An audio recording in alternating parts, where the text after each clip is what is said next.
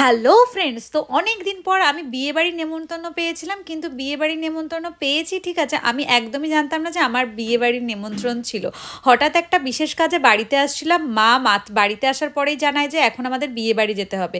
আর আমি বাড়িতে যেহেতু থাকি না, তাই বাড়িতে পরার মতন সেরকম কিছু গর্জিয়াস জামা কাপড় ছিল না। শেষে কি করলাম, যে টপটা পরে গেছিলাম সেটার সাথে একটা মায়ের পুরনো ফেলে দেওয়া শাড়ি পরে নিয়েছিলাম। তো তোমরা জানিও যে এরকম জোড়াতালির ড্রেসটা পরে আমাকে ঠিক কেমন লাগছে। বিয়েবাড়িতে আমি যেহেতু যেতেই হবে, তো কিছু একটা তো পরতেই হবে, একদম জিন্স টপ পরে তো বিয়েবাড়ি যাওয়া যাবে না। তার জন্য আমি পরে নিয়েছিলাম মায়ের এই ফেলে দেওয়া পুরনো শাড়ি, আর তার সাথে আমার একটা হালকা সোয়েট শার্ট।